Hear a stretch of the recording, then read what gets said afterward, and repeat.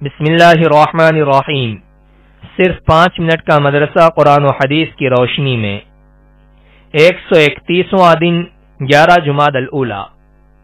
Number 1، اسلامی تاریخ۔ غزوہ بدر۔ مسلمانوں کو صفحہ ہستی سے مٹانے کے لیے مشرکین مکہ 1000 کا فوجی لشکر لے کر مکہ سے نکلے۔ سب کے سب ہتھیاروں سے لیس تھے۔ جب حضور صلی اللہ علیہ وسلم کو اطلاع ملی تو آپ صلی اللہ علیہ وسلم ان کے مقابلے کے لیے اپنے جانثار صحابہ کو لے کر مدینہ سے نکلے، جن کی تعداد 313 یا کچھ زائد تھی، جبکہ مسلمانوں کے پاس 70 اونٹ، 2 گھوڑے اور 8 تلواریں تھیں۔ یہ میدان بدر میں حق و باطل کی پہلی جنگ تھی۔ مشرکین نے پہلے ہی سے پانی کے چشموں پر قبضہ کر لیا تھا، جس کی وجہ سے مسلمانوں کو خشک ریگستان میں پڑاؤ ڈالنا پڑا، جہاں وضو اور غسل حتیٰ کہ پینے کے لیے بھی پانی موجود نہیں تھا۔ چنانچہ حضور صلی اللہ علیہ وسلم صحابہ کی صفیں درست فرما کر خیمے میں تشریف لے گئے اور سجدے کی حالت میں یہ دعا فرمائی، اے اللہ، اگر آج تو نے اس مٹھی بھر جماعت کو ہلاک کر دیا تو روئے زمین پر تیری عبادت کرنے والا کوئی نہیں رہے گا۔ اللہ تعالی نے اس دعا کی برکت سے بارش نازل فرمائی، جس سے تمام ضرورتیں پوری ہو گئیں۔ میدان جنگ بھی سازگار ہو گیا، جس کی وجہ سے مسلمانوں کو شاندار فتح نصیب ہوئی۔ قریش کے 70 افراد مارے گئے اور 70 افراد قید کیے گئے، جبکہ مسلمانوں میں سے 14 صحابہ شہید ہوئے۔ نمبر 2، اللہ کی قدرت۔ ہوا میں نظام قدرت۔ ہوا میں اللہ کا نظام قدرت دیکھو کہ اس نے ہوا پر بادلوں کو ایک جگہ سے دوسری جگہ لے جانے کی کیسی ڈیوٹی لگا رکھی ہے کہ وہ برابر بادلوں کو ایسی زمین پر لے جا کر بارش برساتی ہیں جہاں کی زمین سوکھی اور پانی کے لیے پیاسی ہو۔ اگر اللہ تعالی بادلوں پر یہ ڈیوٹی نہ لگاتا تو بادل پانی کے بوجھ سے بوجھل ہو کر ایک ہی جگہ پر ٹھہرے رہتے اور ہمارے باغات اور کھیتیاں سوکھے رہ کر ضائع ہو جاتے۔ یقیناً وہ بڑی عظیم ذات ہے جس کا حکم بادلوں پر بھی چلتا ہے۔ نمبر 3، ایک فرض کے بارے میں۔ اپنے گھر والوں کو نماز کا حکم دینا۔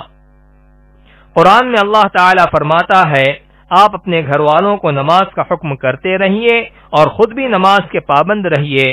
ہم آپ سے روزی طلب نہیں کرتے، روزی تو آپ کو ہم دیں گے اور اچھا انجام تو پرہیزگاروں کا ہے۔ نمبر 4، ایک سنت کے بارے میں۔ خوشبو کو رد نہیں کرنا چاہیے۔ رسول اللہ صلی اللہ علیہ وسلم کو جب خوشبو کا ہدیہ دیا جاتا تو آپ صلی اللہ علیہ وسلم اس کو رد نہیں فرماتے تھے۔ نمبر 5، ایک اہم عمل کی فضیلت۔ سلام کرنے پر نیکیاں۔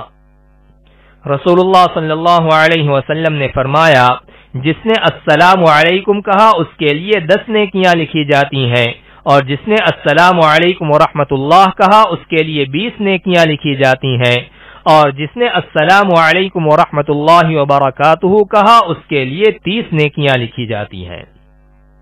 نمبر 6، ایک گناہ کے بارے میں۔ شراب، مردار اور خنزیر حرام ہے۔ رسول اللہ صلی اللہ علیہ وسلم نے فرمایا، اللہ تعالی نے شراب اور اس کی قیمت، مردار اور اس کی قیمت، خنزیر اور اس کی قیمت کو حرام کر دیا ہے۔ نمبر 7، دنیا کے بارے میں۔ دنیا و آخرت کی تلاش کا عجیب معاملہ۔ رسول اللہ صلی اللہ علیہ وسلم نے فرمایا، جب تو دیکھے کہ تجھے آخرت کی کسی چیز کی تلاش ہوتی ہے تو اس کا ملنا تیرے لیے آسان ہو جاتا ہے، اور جب تو دنیا کی کوئی چیز طلب کرنا چاہتا ہے تو اس کا ملنا تیرے لیے دشوار ہو جاتا ہے، تو سمجھ لینا کہ تو اچھے حال میں ہے، اور اگر معاملہ الٹا ہے تو تو برے حال میں ہے۔ نمبر 8، آخرت کے بارے میں۔ اہل جنت کی نعمتیں۔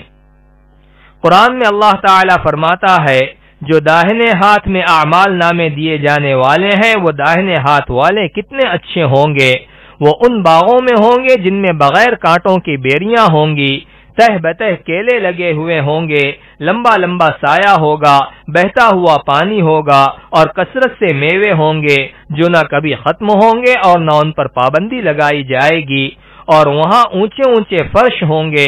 ہم نے وہاں کی عورتوں کو خاص طور پر بنایا ہے، ہم نے ان کو کنواریاں شوہر سے محبت کرنے والی اور ہم عمر بنایا ہے، یہ سب چیزیں داہنے ہاتھ والوں کے لیے ہے۔